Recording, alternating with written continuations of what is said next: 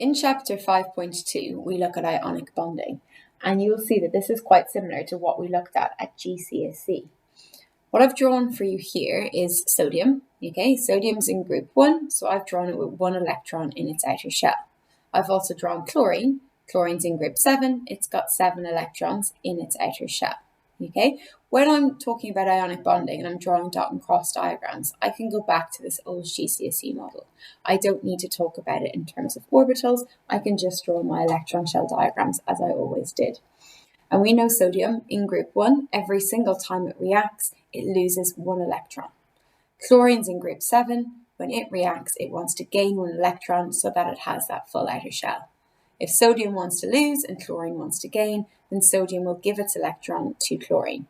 And when it does, because sodium is losing an electron, it ends up with a positive charge. Because chlorine is gaining an electron, it ends up with a negative charge. Okay? In general, metals will always lose electrons and become positive, and non-metals will always gain electrons and become negative.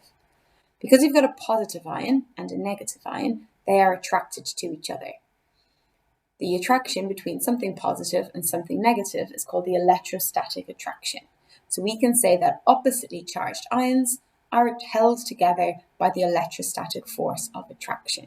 And that is what an ionic bond actually is. If you were asked what is an ionic bond, you cannot just say the bond between a metal and a non-metal. You also cannot describe how an ionic bond takes place. When you're asked what is an ionic bond, you have to write the electrostatic attraction between oppositely charged ions, which is what we can see here. With the charges on the ions, it's really important that they cancel out. So I've got 1 positive charge from sodium, I need 1 negative charge from chlorine.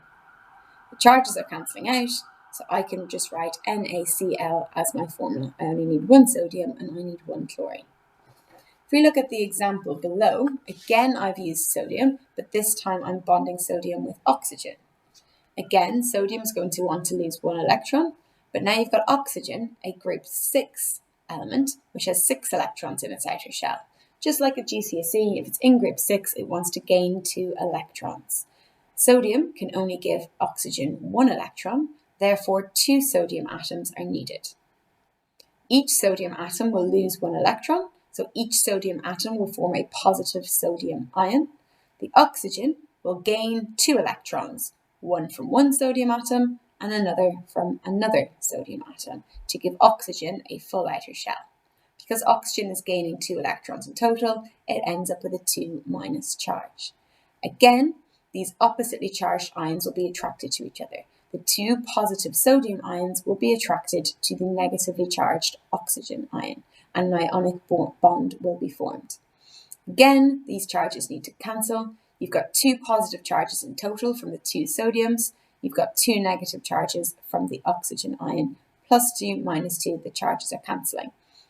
When I'm writing the formula for this, I'm going to write it as Na2O. This tells me I needed 2 sodiums to react with oxygen. The reason I needed 2 of them, oxygen wants to gain 2 electrons. Sodium only wants to lose 1. Therefore, I needed 2 sodiums to give oxygen the electrons it needed. My formula is Na2O.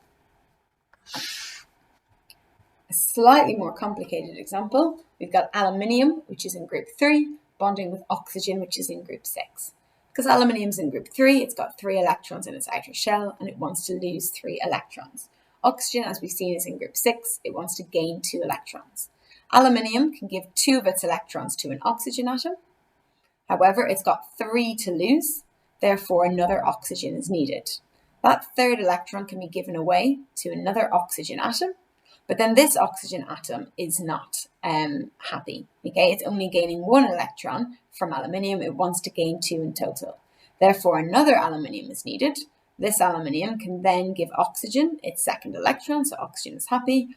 But then this aluminium, you will see, have another 2 electrons to lose, which means a 3rd oxygen atom is needed. Okay, you're never going to be asked to draw out this whole process. Okay, but what you need to be able to do is make sure that your charges are balancing.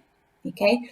Aluminium, when it loses electrons, forms a +3 ion. Oxygen, when it gains electrons, forms a -2 ions. That +3 and that -2 have to cancel. Okay?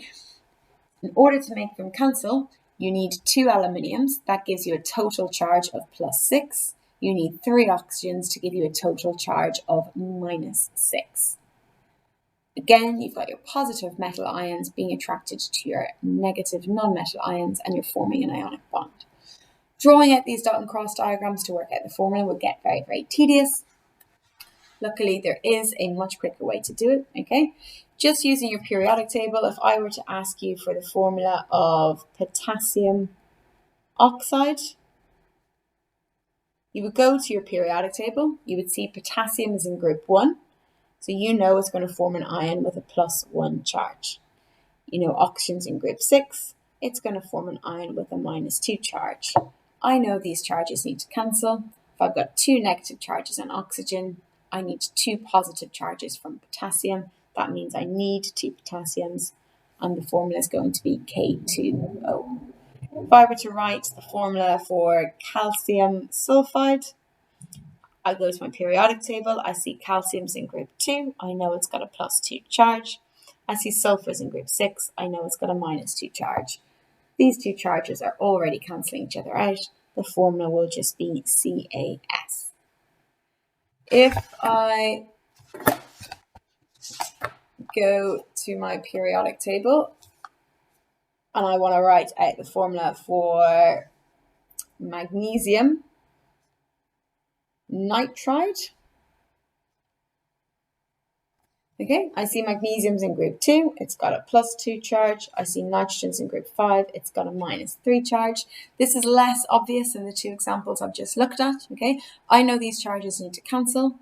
The lowest number that 2 and 3 will divide into evenly is 6. So if I make both of these numbers 6, I will be able to get them to cancel. In order to make 2 a 6, I would need to multiply it by 3. That tells me I need 3 magnesiums. In order to make 3 6, I would need to multiply it by 2. That means I need 2 nitrogens, and I get Mg3N2. That tells me if I've got 3 magnesiums, I've got 3 + 2 charges. That gives me +6 in total. If I've got 2 nitrogens, I've got 2 -3 charges. That gives me -6 in total.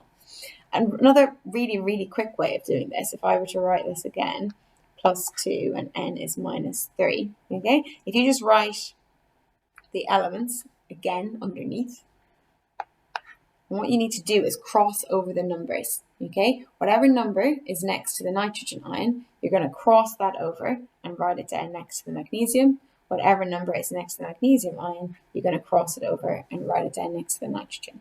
You're just crossing the numbers, you're not bringing down the charges. Whatever is a charge in your nitrogen will end up with magnesium. Whatever number is the charge of magnesium will end up down here with the nitrogen. And in general, this rule will work for everything. If we look at the example we did a second ago, okay, the 2 from the oxygen ends up here with the potassium. The 1 from the potassium is with the oxygen, okay? In this example here, you could have brought both of those charges down. You would have gotten Ca2S2, okay? But then you can divide across and cancel, and you're just going to get CaS, okay? It's really, really important that you can write ionic formula at A level. It's also important that you know the structure of ionic compounds. Again, you would have studied this at GCSE.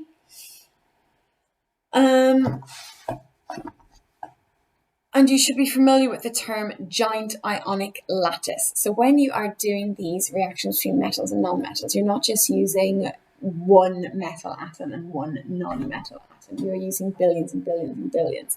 And in this example here of sodium chloride, you can see that you end up forming a 3D ionic lattice, okay? All of your sodium ions, which in here in pink, are surrounded by chloride ions, which are in green, and all of your chloride ions end up being surrounded by your sodium ions in every direction, and they form this giant ionic lattice. When we use this word giant, okay, giant obviously implies that the structure is big, which is true, but giant also tells us that we don't know how many ions are actually in there, okay? When we're writing the formula NaCl, that's not telling me that I've only got 1 sodium and 1 chloride ion. Okay, that's just telling me the ratio between them. It tells me I've got the same number of sodium and chloride ions. So if I had 5 billion sodium ions, I would also have 5 billion chloride ions. Okay, when we looked at sodium oxide, and we saw the formula was Na2. Again, that's just telling me a ratio. That tells me I've got twice as many sodium ions as I have oxygen ions. So if I had 10 million sodium ions, I would only have 5 million oxygen ions. Okay, it's just telling me the ratio. It's not telling me the actual number of ions I've got. The actual number of ions I've got, we don't know. Okay, it's giant, really, really large structures, and we don't know how many ions are actually in there. We just know the ratio between them. Okay, but that electrostatic force of attraction between the positive and the negative ions is going to apply in all directions, and you're going to build up a really, really large structure. If we just look at some worked examples, okay, these are common exam questions. What's meant by an ionic bond? We've gone through this, the electrostatic attraction between oppositely charged ions. You're not going to get any marks for saying that an ionic bond forms between metals and non-metals. You're not going to get any marks for saying it's the transfer of electrons. What is meant by ionic lattice in terms of the type and arrangements of particles? Okay, in terms of the type of particles, okay, we already know that in an ionic structure, you've got oppositely charged ions held together by electrostatic force of attraction, so you can use that sentence again.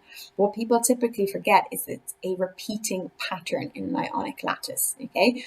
Positive ions are only attracted to the negative ions. Okay, the same charged ions repel each other, so they end up arranging in such a way that the negative ions are surrounded by positive and the positive are surrounded by negative, and this pattern repeats. In all ionic lattices, the pattern repeats. Okay, and that's a really important point when you're answering the question. If you're asked to describe the structure of sodium chloride, okay, you've got sodium chloride, so you've got positive sodium ions, you've got negative chlorine ions. They're being held together by the electrostatic force of attraction. It's an irregular repeating pattern. Repeating pattern is really important to mention in a giant ionic lattice. And I've also just written down the formula of NaCl. There are equal numbers of positive sodium ions and negative chlorine ions. They're in a ratio of 1:1. Okay, in the next video, I'm going to go through the properties of ionic compounds. Again, this is quite similar to GCSE, and then we will go through some questions.